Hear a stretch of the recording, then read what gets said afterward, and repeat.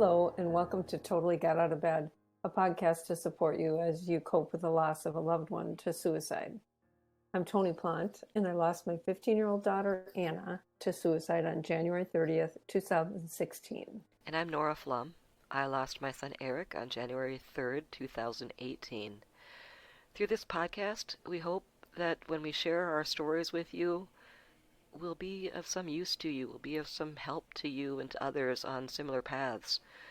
We intend for it to be descriptive, not prescriptive, meaning that we aren't experts and don't take anything we say as fact or as necessarily the same as your experiences, of course. We're not trying to tell you what to do. We just want to tell you what worked for us, what didn't work for us, and we're just hoping that you don't feel so alone after you listen to our stories. Everyone's experience is different, and everyone's grief is different. And I've been hearing, too, that our stories and our podcasts have been helpful for a wide variety of people, not just people who've lost loved ones to suicide. In a broader sense, this is about grief in general. Trauma is trauma, and no matter what causes it, we can learn from it and we can help each other through it. No matter what brings you to our podcast, welcome to the club. We're sorry you're here. Tony, this is not part of our script, but I know that this weekend is important to you. As we record this, it's January 31st of 2021. That is 5 years ago that you lost Anna. Can you tell us how things are going for you this week? Oh, I'm living the fucking dream this week, Nora. So I will say, although I didn't cry all week, and I think I've mentioned this before, the week before is always harder for me. So yesterday was okay, and maybe it's because I am such a planner. So, the week before I'm trying to plan what I'm going to do. But by yesterday, I was pretty good because we had a little plan in place, and I met at my siblings at a restaurant, and the kids that were in town, which meaning Anna's cousins and her brother Leo, came along, and it was nice. And then I just sort of did the stuff I always do after that. But we had a little, minute to honor her, and everybody did some posting on social media, and some of the kids that she was friends with contacted me, and so it was a nice day as far as how nice it can be. But I didn't spend the whole week crying. So and I think I just said in the last episode that you kind of get used to grieving and smiling at the same time. And so I think I've kind of gotten used to it a little bit. So thanks for asking. But 5 years is a big milestone, and you just feel like, am I doing enough? Am I doing too much? Am I bugging people? Do I care? So that's sort of how it was. Yeah, I remember when I first got to group and I heard your story and I realized that you were 2 years ahead of us in the journey. And I couldn't imagine living another day on this journey, and I couldn't imagine living Mm-hmm. 2 years into this journey. And so, of course, you are still 2 years ahead of me on this journey, but I am beyond now where you were when we first started. So thank you for walking the path, for blazing a path, and for taking us along. It's been really good for me to have mentors, as terrible as this is to have to be a mentor for. Thank you for telling your story and sharing your story and giving us your strength, because it's what has gotten me through. All right, let's go back to our plan now. We're continuing now in a series of episodes talking about getting through the first year. In this episode, we're going to be talking about getting through the firsts. How do you best honor the holidays, the birthdays, the anniversaries, and that terrible first anniversary of the death? Mm. Yeah, this one's so hard for me. It's just difficult to know exactly what the right thing is to do, what will feel like it's doing enough to honor her and not forget her, but not too much that it's over the top or appears attention seeking in some regard. Well, frankly, I guess I don't really care, like I said, if it appears attention seeking, because I don't really give a shit if people think that. It's more about what is the exact right thing to do. And for me, her birthday was, and really still is, the hardest day for me. I remember all those wonderful birthday parties she had, and how we planned them together, and how happy she would be. And I just think we should be planning a birthday party, not a tribute to my dead daughter. Ugh. That feeling never goes away for me. She should be here. The first birthday she was gone, she would have turned 16. Her birthday is in July, and she always had a pool party. That year, I enlisted the help of her friends, cousins, and her brother. They went and bought a whole bunch of balloons, red ones and yellow ones with smiley faces on them, just like she would have loved. And all the kids wore their red high tops. We all wore red. We all went out to lunch at her favorite restaurant in town. And then we drove to the local beach and we found some random kids and gave them balloons. Anna loved kids. And then we drove to Anna's old daycare, where she had also worked as a helper really recently prior to her death. We gave those kids balloons too, and we talked about her. We had the world's greatest daycare provider. And she had asked each parent how to handle Anna's death with their kids. Some of them were told that she had died, and others just that she was gone. But before we got there that day, she had them color smiley face pictures and put them on the wall. It was seriously just priceless. Anna would have been so happy, and we were so sad. We sobbed all day, but it was good, good sobbing, remembering her. In all the tears and in all their sorrow, I guess there was healing. And it was just a good thing to get that whole first birthday over with. It was a milestone, and every birthday after that has gotten a tiny bit easier. This year might be back to terrible again, though, since it will have been her 21st coming up. I'm not sure, though. You can never know for sure. One thing that's kind of been consistent for me is that the time leading up to her birthday is almost certainly harder than the actual day of the birthday. Would you agree with that, Nora? 100%. The anticipation of the event is so, um, I can't even put it into words. It is by far worse than the actual date, the anticipation, the understanding that the grieving is coming. And I think it's a part of our grief process. We know that that pain exists and we know how terrible it can get, and we're just afraid that it's going to get that bad again. And when the time actually did roll around, it was not as devastating as we were thinking. For me, though, the first birthday after Eric died was a little bit different from your experience, I think, just because for me it was only about 3 weeks after his death, and it was just Mm-hmm. so quick. And at that point, everything was so raw, everything hurt. I was still sobbing all day long. He died on January 3rd, and his birthday would have been January 28th. He would have been 26. And it just so happened that that weekend, or that time of his birthday, we live in Minneapolis, and Eric lived in Chicago, and it worked out in our calendar that that's when we decided to go back to Chicago to pack everything up and get ready to sell his condo. So, one of Eric's good friends, God bless him, was such a huge help. He came to Eric's condo. He helped us go through Eric's stuff. He helped us sort out what mementos would mean some things to his friends and what would mean some things to us, and what we wanted to keep but weren't necessarily very sentimental for anybody. And he helped us find homes for Eric's clothing where we thought that Eric would like to donate his clothes. He helped us clean the condo. He was cleaning out cupboards and cleaning out the fridge. He was just incredible. And so on Eric's birthday, we took him to brunch. He told us where Eric's favorite brunch place was. So we took him to brunch and had drinks where we talked about Eric and we shared stories.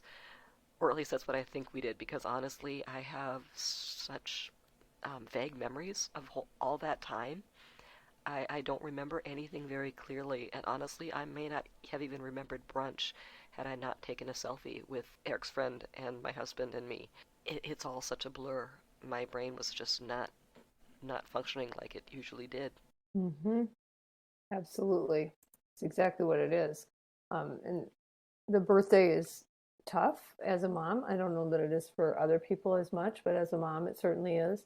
Um, and the anniversary of the death is kind of a different ball game, but equally as hard. And I'm sure for some people, maybe worse. I don't know. But for us, it was kind of like, what is the actual date of her death, which is sort of a hard thing. So she technically left us on a Saturday, the 30th, but they took her to the hospital that night and kept her alive on life support overnight. But she was really already gone before they started the life support. So they were just hoping that the brain swelling might go down a little bit and there might be a chance to save her. And since that didn't happen at noon on a Sunday, the 31st, she was removed from life support. We've always said she died on the 30th, but her death certificate most likely said the 31st.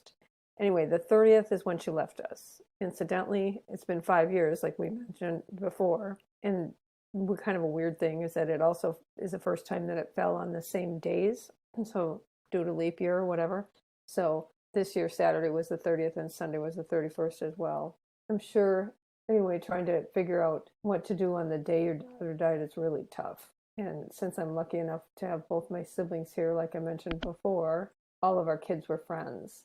There were six cousins in basically the same age group. So when Anna died, we had a 12-year-old, an 18-year-old, and four more in between. And those six cousins and three or four other friends have been with us each year as we've gone through these times. And most of the time, they are all in red high tops. So it's the way that is for us. The kids usually go to Minnehaha Falls as a group that day or individually. We take pictures of the frozen falls and remember her there by placing smiley face pins in the ice. Al and I have done a few different things. Sometimes it's dinner at the same local restaurant we went for her birthday. And one time it was seeing Leo perform. Once it was a kickoff event for a mental health benefiting nonprofit organization I helped start. But to me, it's always at least about posting something about Anna and mental health and suicide prevention. Last year I said I loved you like there was no tomorrow. And then one day there wasn't. And 4 years ago today, there wasn't another tomorrow. We miss you so much and continue to use your legacy to try and help others. I think that pretty much does it for now, how we're trying to honor her on the day of her death. The day and the date when they coincide is going to be hard for us, I'm sure, too. Um, for us, Eric died on a Wednesday, and for the first year, I think all Wednesdays were hard, especially the first Wednesday of the month. Just the pattern of that day in our lives. And I think it's worse for my husband than for me because I was on a break from school. I wasn't in my normal pattern of rhythms, but I still feel the first Wednesday of the month, and sometimes I don't even realize what's going on. I'll be in a bad mood, I'll be irritable, I'll be angry, and then I'll look at a calendar and go, oh, that's it. So I think our bodies remember the rhythms, and sometimes we are not even aware of how it's affecting us in our body. One thing I remember very vividly from that first year was that I had a recurring dream about trying to get to big water. So in my dreams, I was always on my way to the ocean, and I'd get close enough to know it was just over there, just beyond the trees. One thing that happened to me during that first year was that I had a recurring dream about trying to get to big water. In my dreams, I was always on my way to the ocean, and I would get just close enough to know it was just over there, just beyond the trees, just across the street beyond those buildings, just over the ridge, over and over and over again, but I could never get to the water. And I'm sure that psychologists or dream interpretations would say it's my longing for cleansing, it's my longing for peace, it's longing to see into eternity in some aspects, because when you look at big water, it looks like it's infinite. It looks like there's no end. But something about my spirit was screaming to see big water.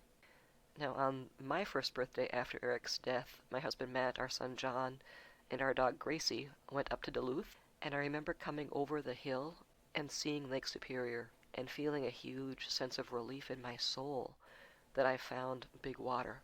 It wasn't big water like I was looking for, but Lake Superior is pretty big, and there was just a sigh of relief in my soul. We spent my birthday hiking a part of the Superior Trail, and it was lovely. It was October.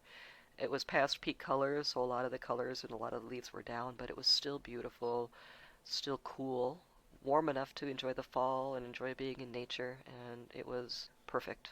But my water dreams didn't stop. So in December, as we're ramping up toward the 1 year anniversary, as we're ramping up toward Christmas, I don't know, I just couldn't take it anymore. And my husband and I were coming up on our 30th anniversary, also on December 30th. And 30 years is a big deal, but right after that was going to be the first anniversary of Eric's death. So it was this time where I wanted to be a celebration for us, but still I wanted to honor the grief day. And our son John was working abroad by this time, so he wasn't a part of the considerations at this point. He wasn't with us. And so my husband and I were anticipating spending the holidays alone, which might sound horrible to some, but I think I was kind of looking forward to a quiet holiday and just being with my husband. Anyway, about 2 weeks before Christmas, I did something very unlike me. I called up a travel agent and I said, you know what? We can leave on December 26th because my husband is a pastor. He needs to be around for Christmas. We need to be back on January 4th or 5th because I start teaching school on that following Monday. What you got? I need to see big water. And so we booked a trip. We booked a cruise out of Fort Lauderdale. And we used Eric's insurance policy to pay for it. I just decided maybe that I think Eric would have appreciated knowing that he took care of us in some way. And so I just wanted to be somewhere different, maybe somewhere sunny and warm rather than cold and dark in January in Minnesota, and maybe that would help alleviate the grief. All I know is that as the ship pulled away from the shore and I stared at the big water from the balcony of our cabin, it was cathartic.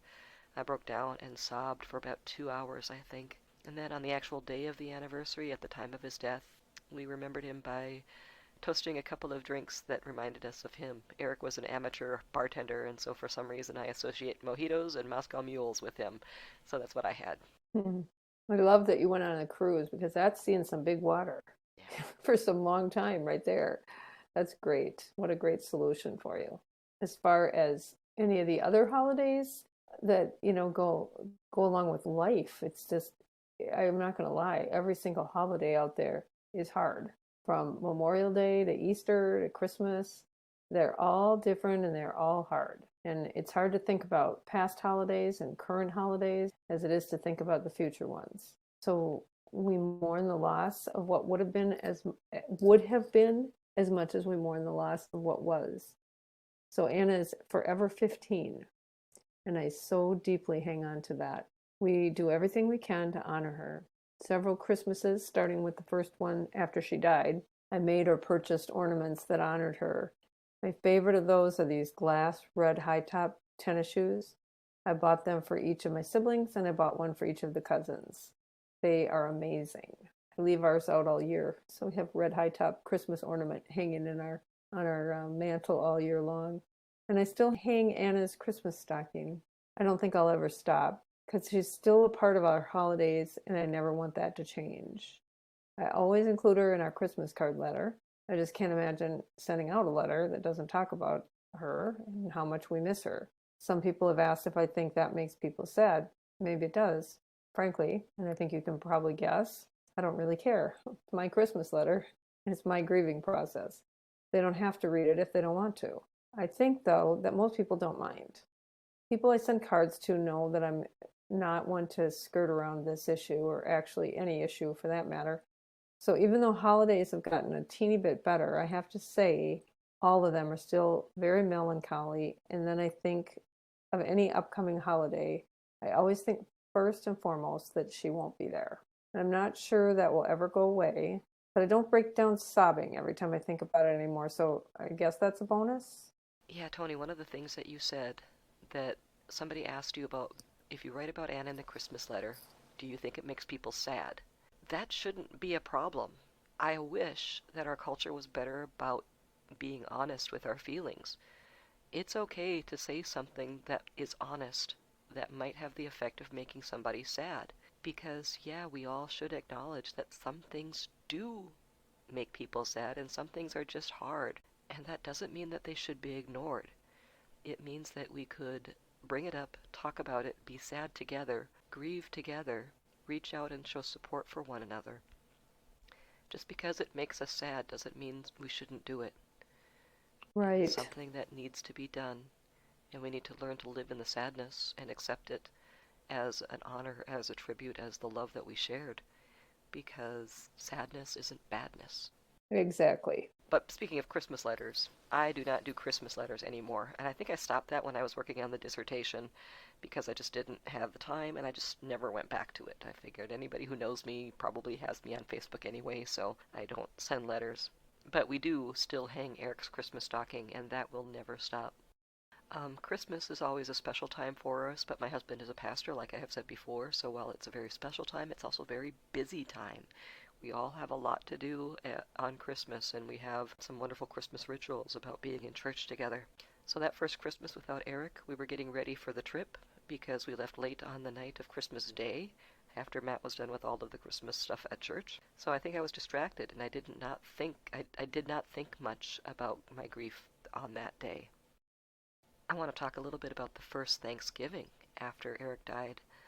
Um, John works abroad, and he had gotten a message saying that he was going to go abroad in mid-November. So we, as a family, decided to host Thanksgiving early. So we invited our whole family, and I invited a bunch of people from Grief Group as well. I think I had maybe 20 or 25 people at the house for pre-Thanksgiving in late October, early November that year. So we were incredibly busy, but what a beautiful celebration to have my new friends from Grief Group meet my family, meet my friends, and it was just a beautiful way to honor that first Thanksgiving without Eric. It was just truly remarkable. Another holiday you mentioned, Tony, was Memorial Day, and for us, that first Memorial Day weekend was the weekend we selected for Eric's interment. Matt's family is from northeastern North Dakota, and there is a church outside of Milton, North Dakota, called St. Stephen's Lutheran Church. It's a very small prairie church. I'm sure you can picture it. It's the white church with the steeple. It's also known as the Flum Church because Matt's great-great-grandfather donated the land on which the church was built. And most of the people buried in the cemetery are relatives of my husband. And that's where we will be buried someday. And that's where we buried Eric Memorial Day weekend of 2018. He is, as far as I know, the first of that generation to be buried there. We had a small graveside service and buried his ashes, and we invited his friends, but it's a 6-hour drive from Minneapolis, but still, there were a couple of his friends that made the trek. So that's another level now of holidays that we remember. Memorial Day. My husband is also a veteran, so he's often asked to speak at Memorial Day services, but it's always an especially difficult time because we remember that first spring weekend without Eric. Absolutely. I think as I listen to us talk about these holidays, I think, you know what, everybody's holidays, of course, are going to be different. So, like you said, Memorial Day was a big deal in your family, where for us, maybe it was the 4th of July because that was always a holiday when I think people couldn't really go out of town because sometimes it was in the middle of the week. And we typically always, as a family, all my siblings and all the kids would go walk around in Excelsior, a little town where we live, and we'd all be together. And when the kids were little, we would dress them up like in red, white, and blue, and they'd go on the little kiddie parade thing. And those holidays are even hard now. And I think a lot of families go through this, or I should say, a lot of parents when their kids grow up and move away. So they have some kind of strange, probably grief, I'm guessing, at the loss of their kids being little. And while we certainly have that as well, it's like all of a sudden your kids are gone, you're empty nesters, and what are we going to do now with these holidays? But the difference is, of course, there's no future. So the grief for the loss of the future is also there. So, whereas I'd say normal, non suicide or loss of children, people will have normal grief over their kids being gone and grown up, but we also have the added grief, if that makes sense, of the loss of what would be in the future. Yeah, So grieving the I feel loss. like it's different, but I'm not exactly sure that I'm saying it right. But I do really feel like it's different and just adds that double layer of grief that all empty nesters feel. Going back to the idea of the presence of their absence. Mm-hmm. We're grieving the possibility of the future when your child goes away. And for us, Eric was out of the house. Eric had already moved, so we'd already gone through some of these holidays without him. But we still have the possibility to talk to him. We still have the ability to call him. I still have a voicemail message from my birthday in 2017 where he called and wished me a happy birthday. And I listened to that on my birthday, and I listened to that on Mother's Day, and I listened to that on his birthday, to hear his Oh, voice again. nice. Yeah, Mm-hmm. yeah. I mentioned my first birthday after Eric's death. We'd gone up to Duluth to hike and be together as a family. And I will say that I remember feeling very sad and sometimes angry when people wished me a happy birthday. Because how can this be happy? Sometimes the regular social conventions just don't work for us when we're grieving, and I hated hearing happy birthday. But what else can you say? Just so I appreciated people who just said, thinking of you today, have a blessed birthday. So that's what I have started writing now on birthday cards. Have a blessed birthday. Right. Because, like, what are you supposed to say? Hope your birthday doesn't suck too bad.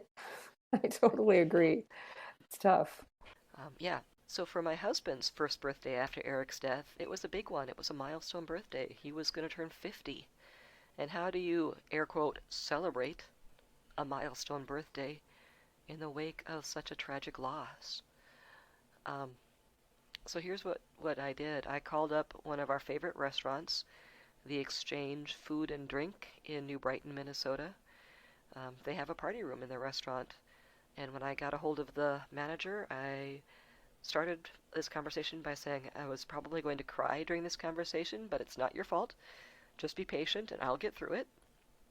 And then I told him that we were looking for ways to honor my husband on his 50th birthday, but we weren't going to call it a celebration because we had just lost our son to suicide a few months before. I asked about getting the room for the evening and inviting our closest friends and family members for a private dinner in the room for about an hour, and then opening it up for an open house drop-in after that. And that proprietor was so compassionate.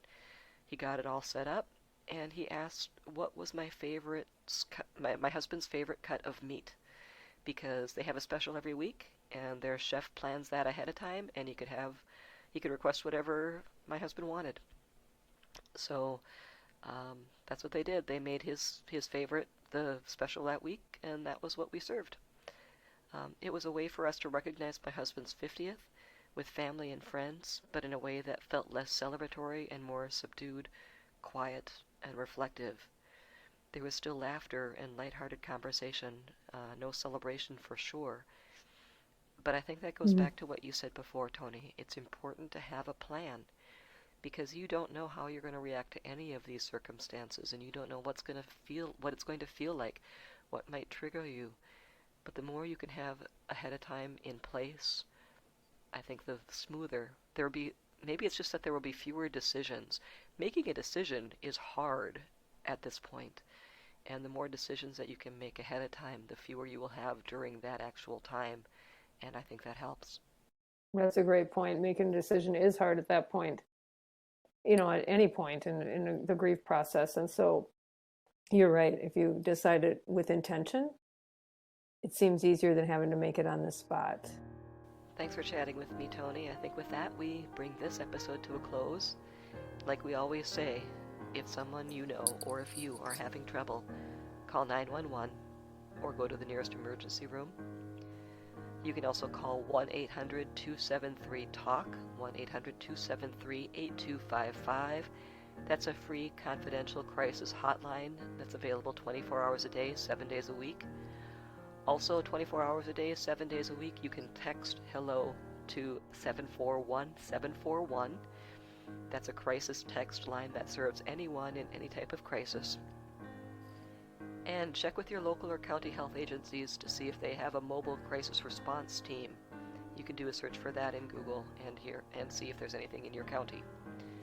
For more information about this podcast, visit us at totallygotoutofbed.com. That's one word.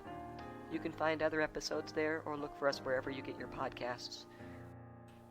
We're so grateful that our podcast seems to be getting some response. We hope that we can help. Please share our podcast with your friends, spread it far and wide, and share with us your ideas, comments, questions. What would you like to hear us talk about? Do you have a situation that you are in that you would like us to comment about or share how we handled something? So please email us at totallygotoutofbed@gmail.com. Visit our Facebook page or find us on YouTube, Facebook, Instagram, and Twitter. Thanks, Nora. Thanks for visiting today, as always.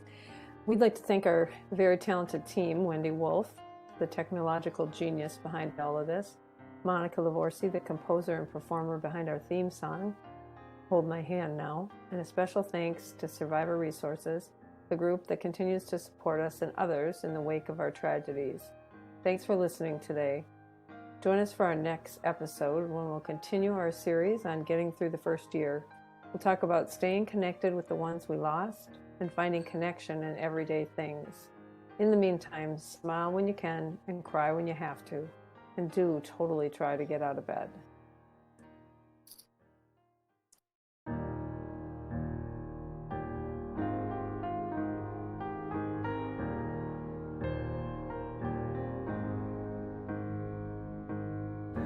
Hold my hand now. Hold my hand now. Hold my hand now and be as one. The colors start to fade. Gray is the only shade that you see now. Lost in the charade of the journeyman's parade, can't see a way out.